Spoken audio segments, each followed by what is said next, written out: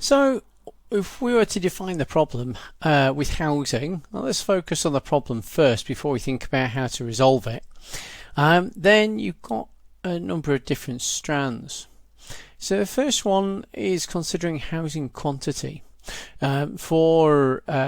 decades now, we have been building significantly below the numbers of properties that we need to provide in order to satisfy the market's needs for new dwellings. And so as a result of this, we've seen a process whereby the numbers and proportion of the market that's made up of smaller building contractors that are building whole dwellings has gradually diminished, and we are becoming more and more reliant on a smaller number of high volume housing providers, what might be termed the top 10 giant largest housing providers for construction of new properties. So this then is making turning the market into something that's becoming increasingly self-managing as regards to the suppliers. And so these large organisations, if you were in charge of one of them and someone said, make all your houses cheaper or all your dwellings cheaper, produce 3 times as many of them, well, you're not going to do that, because if you do that, then you exhaust the available land much quicker, and you end up flooding the market and vastly reducing the profits that you can make. So there's been various tentative attempts by successive governments with things like help to buy schemes and such like to try to address some of these problems around supply issues, and lots of planning conditions placed on developments to increase the percentage of new dwellings that are created as social housing. However, the problems with the global financial crisis and the prevailing market trends have meant that it's very unlikely that any government intervention at anything like the levels that's been practiced to date is going to make a significant impact in the long-term inadequate supply of both affordable dwellings, so social rented properties, or those that are rented out at reduced rents, or the owner occupation properties. And so housing quantity is likely to continue to be an issue. Another issue we've got is housing quality. Now, housing quality has improved over time, and it's quite notable in the English house condition surveys and in the Welsh house condition surveys that the things like the average energy efficiency of properties has gradually improved. And particularly over the last 10 years we've seen an improvement. However, at the present, following improvements in order to meet the Welsh Housing Quality Standard, or the English Decent Home Standard, which is a slightly less involved set of benchmark criteria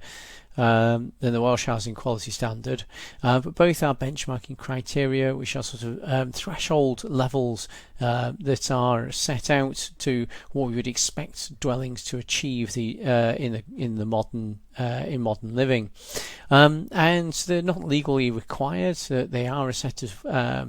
minimum levels or minimum criteria, and they have actually been requiring public sector bodies such as housing associations or registered social landlords, or councils that still own their housing stock, to bring it up to these standards. And so there's been a great improvement in social rented housing stock, so that now presents the best in the housing conditions that are the best of any of the 3 areas of the housing stock. Owner-occupied houses are next, and then privately rented come at the bottom with the greatest number of category 1 hazards, the poorest housing conditions, and the lowest levels of energy efficiency. That said, they're not too far off on energy efficiency from social rented and owner-occupied properties, and the levels of excess cold and other category one hazards in these properties are partly due to the fact that the private rented sector has the oldest housing stock out of the three sectors. And in Wales, Wales also has the oldest housing stock out of Wales and England, and so presents more problems as related to the age of the property. But the private rented sector is gradually improving in quality of what it provides.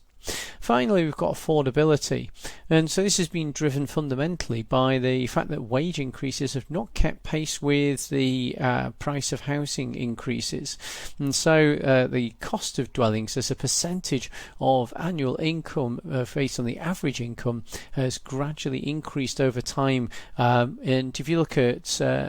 Lloyd's banking statistics, this is average dwelling prices gone up by something like 2% year on year over a sort of 40-year time span, whereas wages have gone up. Average dwelling price has gone up 2.7% year on year, and average wages have gone up 2% year on year, meaning that what you're seeing there is them gradually diverging. In practice, this comes in sort of booms and bust, so it's quite cyclical for the housing market. It's relatively unstable in the way its prices increase and then decrease, but each time they decrease, they don't usually decrease down to the level that they were at before. So you see a gradual net trend in upwards in an upwards direction for the cost of housing, meaning that a greater proportion of people's income, if wages aren't going up, has to be, and benefits haven't gone up in line with this inflation, then it means a greater proportion of incomes are being put towards basic housing costs, and to that add your cost of your energy bills and gradual increase in council tax, and you start to see people's disposable income for other essentials starting to diminish.